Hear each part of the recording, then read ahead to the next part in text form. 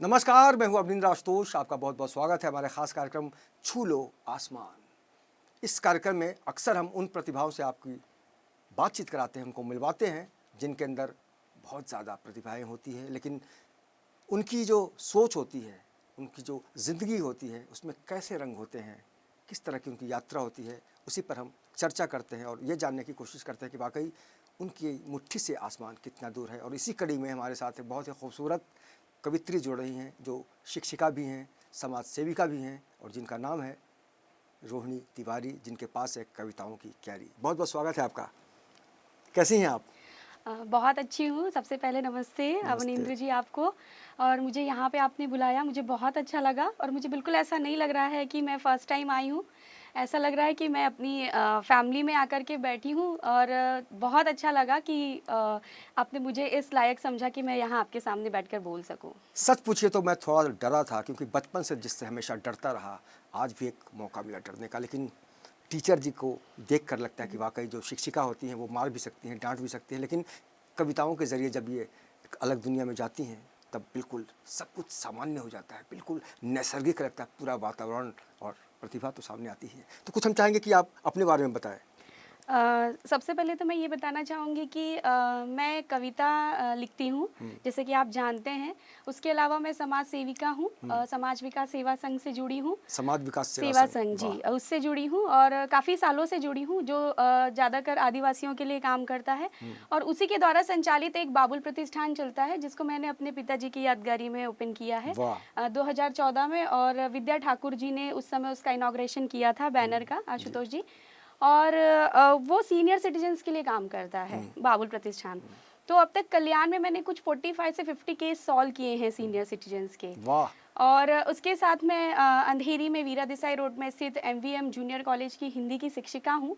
लगभग 6 साल मेरा हो गया है। मैं चाहूँगी कि आप मेरे कॉलेज के लोगों को और संस्था के लोगों को एक बार ज़रूर कहें कि मैं बहुत लकी हूँ कि मैं उनसे जुड़ करके काम कर रही हूँ। बिल्कुल, उन सब सारे जिनका जिनका भी इनसे जुड़ाव है, जिनका रिश्ता है, उनको हम सब सलाम करते हैं इन 24 न्यूज़ परिवार की तरफ से, और ये भी वादा करते हैं कि आपकी जो भी गतिविधियां होती हैं आपके संस्थान में, आपके शिक्षण संस्थान से जुड़े जो लोग हैं, अगर कुछ अच्छा करते हैं तो इन 24 न्यूज़ हमेशा उसका इस्तकबाल करेगा, स्वागत करेगा। लेकिन अगर हम रचनाओं की बात करें, पिछले दिन हम सुना कि कॉमर्स कॉलेज से भी जुड़े हुए थे आप, जूनियर कॉलेज।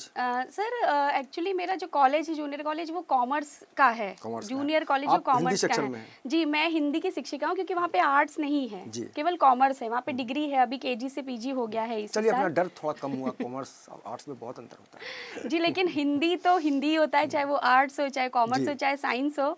जैसे कि मैं कह सकती हूँ कि टमाटर टमाटर तो टमाटर ही होता है, चाहे वो दाल हो, चाहे सब्जी हो, चाहे जो लेकिन हो। कविताओं की अलग दुनिया होती है। कविता बोलता है कि भोर हो गया, सुबह हो गया, गुड मॉर्निंग, लेकिन जी, उसको कवि जी। ने किस तरह से पेश किया है वो आप 2 लाइन सुनिए कि अरुण ये मधुमय देश हमारा, जहाँ पहुँच अनजान क्षितिज को मिलता एक सहारा, हेम कुंभ ले उषा सवेरे, भरती ढुलकाती सुख मेरे। तो कुल मिलाकर भोर अरुण की बात हो रही है। हम चाहेंगे कि बातों को विश्राम देते हुए आप कुछ कविता सुनाइए पहले, फिर आप पर चर्चा जारी रखेंगे। जी, जी।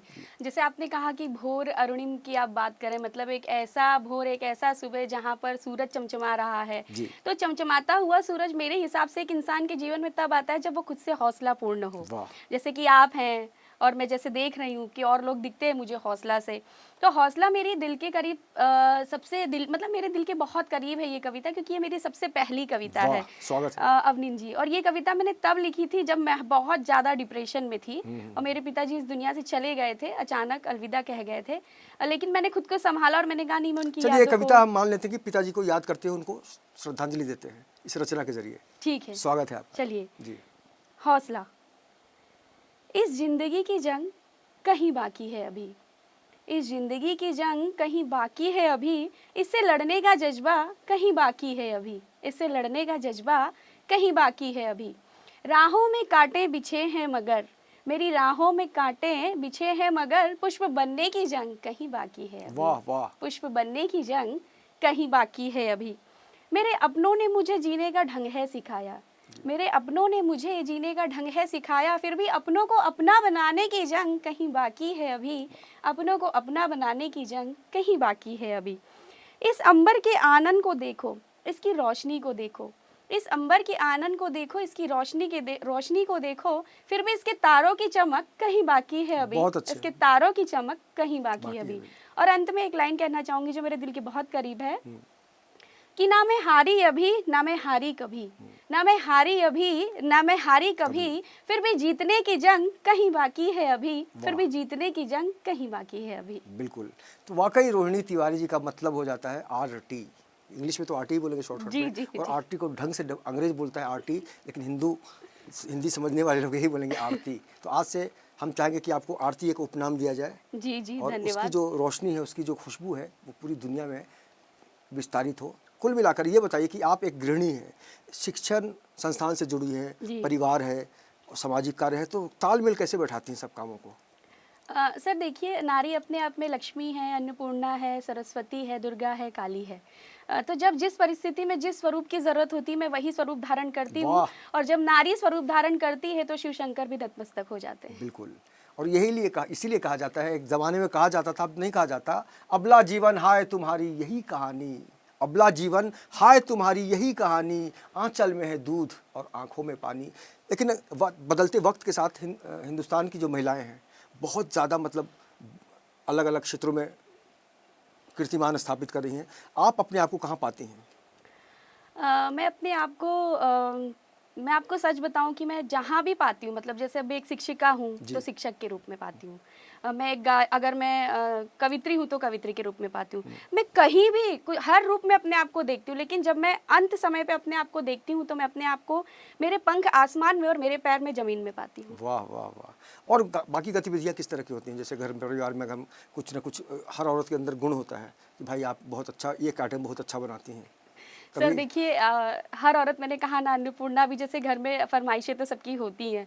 तो जो जो कहते हैं बनाना पड़ता है, खाना मैं अच्छा काफ़ी बना ही लेती हूँ, गाना भी गा लेती हूँ। मेरी सरस्वती वंदना भी काफ़ी पूरे मुंबई में जितने भी कॉलेजेस हैं वहाँ के जी। हिंदी डिपार्टमेंट के जो हेड्स हैं वो मुझे जानते हैं। और कई लेवल पे सेमिनार वगैरह किया है। तो इस तरीके से मिला जुला के आप कह सकते हैं कि एक रंगीन दुनिया है मेरी, और उस रंगीन दुनिया में मुझे हर चीज़ रंगीला ही नज़र बहुत आता है। खुश हैं आप। जी, मैं और बहुत यही खुश खुशी हूँ। आपको एक संकेत के नए द्वार की तरफ प्रेरित करती है, आप बढ़ते चले जाते हैं। लेकिन अगर अगर हम बात गीत की करें, तरन्नुम की बात करें, तो बहुत ही सहजता से जिस तरह की साहित्यिक गतिविधि में लोग कहते हैं तरन्नुम में कुछ हो जाए, तो हम मेरा इशारा आप समझ रहे होंगे आप। रोहिणी जी कुछ तरन्नुम में हो जाए। देखिए, वो मेरी विधा तो नहीं रही है तरन्नुम में हो जाए, आप कह रहे हैं। लेकिन आप कहेंगे तो मैं सरस्वती वंदना ज़रूर उस ज़रूर, वे में ज़रूर, ज़रूर। सुना पाऊंगी आपको। जैसे कि मैंने आपसे कहा कि सरस्वती वंदना मैंने स्वयं लिखी भी है, वाह! काफ़ी सारे भजन से मैंने स्वयं कवित्री लिखे हैं तो हैं। ज़रूर लिखी होंगी आप। आशुतोष जी, मैंने भजन भी कई लिखे हैं। तो मैं वंदना ही सुना देती हूँ जी, आपको। जी।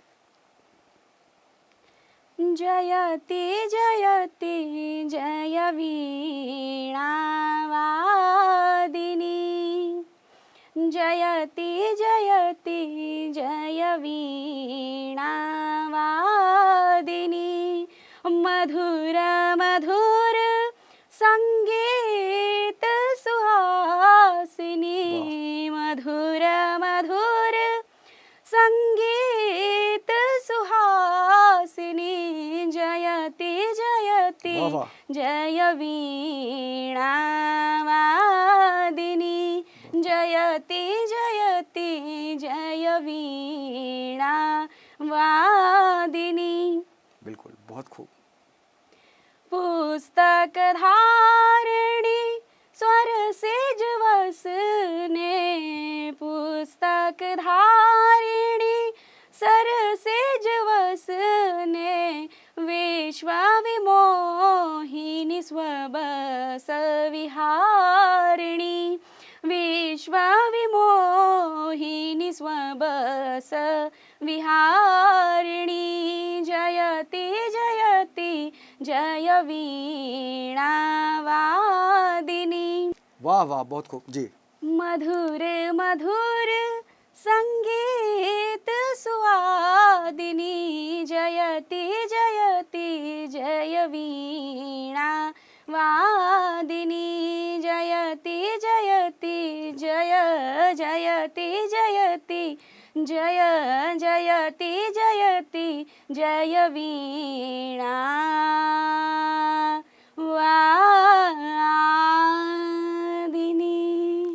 धन्यवाद। माय गॉड, बोल रही थी कि विधा नहीं है, लेकिन बहुत ज़बरदस्त गाया आपने। और माँ सरस्वती, माँ शारदे, कई रूप हैं जिनसे हमें एक शिक्षा मिलती है और एक संस्कार मिलता है। और साक्षात्कार, जब रोहिणी जी शिक्षा क्षेत्र से जुड़ी हुई हैं तो कहा जा सकता है कि एक सरस्वती इनके अंदर आज मैं भी देख रहा हूँ, और आने वाले दिनों में बहुत कुछ ऐसा है इनके अंदर जिसको समाज महसूस करेगा, उसकी वाहवाही करेगा। आने वाले दिनों में किस तरह की गतिविधियाँ करने वाली हैं आप?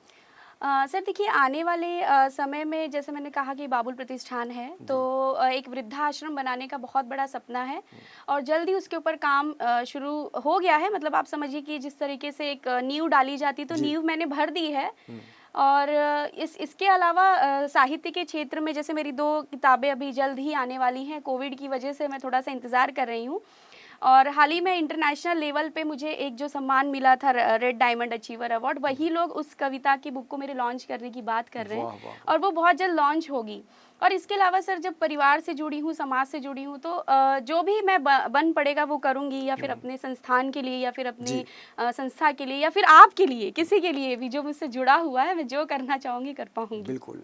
और यही कारण है कि जब इस तरह की भावनाएं होती हैं तो पूरे समाज के लोग एक उम्मीद से उस चरित्र को देखते हैं जिस चरित्र में संभावनाएं होती हैं। और सबसे बड़ी बात है कि एक लंबा सफ़र तय करने के बाद अगर किसी पड़ाव पर आप रुकते हैं तो थकिएगा मत। और उसका सबसे बड़ा एक लक्षण मैंने देखा है रोहिणी तिवारी जी के अंदर।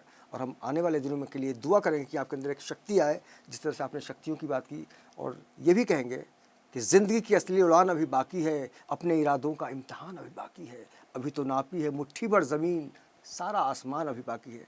तो हम यही दुआ करें कि आप खुश रहें, स्वस्थ रहें और आपकी जो कविताएं हैं वो लगातार लोकप्रियता के नए आयाम बनाती रहें। हमसे बात करने के लिए बहुत बहुत शुक्रिया और धन्यवाद। शुभकामनाएं। तो इस धन्यवाद। खास पेशकश में इतना ही। बाकी की खबरों के लिए आप देखते रहिए इन 24 न्यूज़ और मुझे दीजिए इजाज़त। नमस्कार।